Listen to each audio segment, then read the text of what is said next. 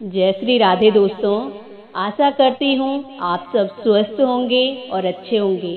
तो आइए सुनते हैं आज की कहानी।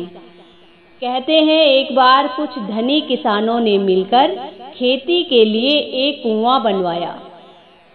पानी निकालने के लिए सबकी अपनी अपनी बारी बंधी हुई थी। कुआं एक निर्धन किसान के खेत के पास था, लेकिन उसने कुआं बनाने में कुछ धन नहीं दिया था, इसीलिए उसे पानी नहीं मिलता था।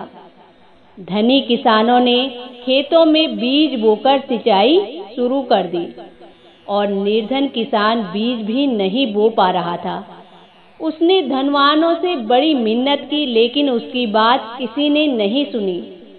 निर्धन बरसात से पहले खेत में बीज भी नहीं बो पाया। कहीं वो भूखा न मर जाए। अमीर किसानों ने इस बात पर विचार किया और उन्हें उस किसान पर दया आ गई। इसीलिए उन सब ने सोचा कि इसे बीज बोने के लिए पानी दे दिया जाए। उन्होंने एक रात 3 घंटे की सिंचाई का उसको मौका दे दिया। अब उसे एक रात के लिए ही मौका मिला था।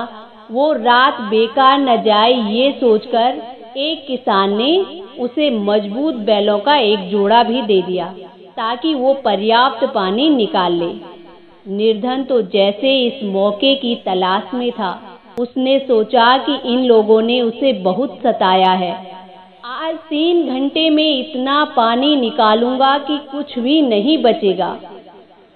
इस नियत से उसने बैलों को जोता, पानी निकालने लगा। पानी निकालने का नियम था कि बीच बीच में हौज और नाली की जांच करनी थी कि पानी खेतों तक जा रहा है या नहीं। लेकिन उसके मन में तो खोट था। उसने सोचा हौज और नाली तो सब ठीक ही होंगी, यदि बैलों को रोकूंगा तो ये बीच में खड़े हो जाएंगे। उसे तो अपने खेतों में बीज बोने से अब मतलब नहीं था, उसे तो कुआं खाली करना था ताकि अब किसी के लिए पानी ना बचे। और अब वो बैलों पर डंडे बरसाता रहा। डंडे की चोट से बैल भागते रहे और पानी निकलता रहा। 3 घंटे का समय पूरा होते ही दूसरा किसान वहां पहुंच गया, जिसकी कि अब पानी निकालने की बारी थी। कुआं दूसरे किसान को देने के लिए इसने बैल खोल दिए और अपने खेत को देखने के लिए चला गया। वहां पहुंचकर इसने देखा कि इसके खेत में पानी की एक बूंद भी नहीं पहुंची और ये अब वहां छाती पीट कर रोने लगा।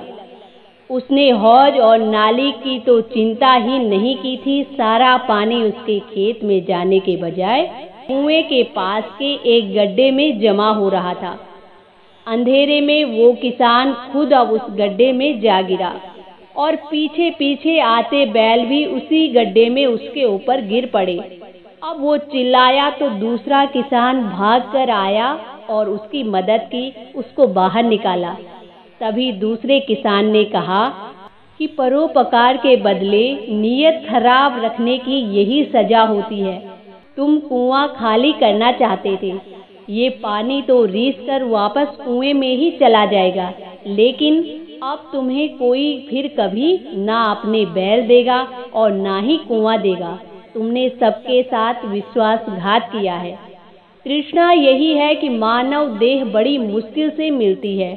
इंद्रियां रूपी बैल मिले हैं। हमें अपना जीवन सत्कर्मों से सींचने के लिए तृष्णा में फंसा मन सारी बेईमानी पर उतर आता है।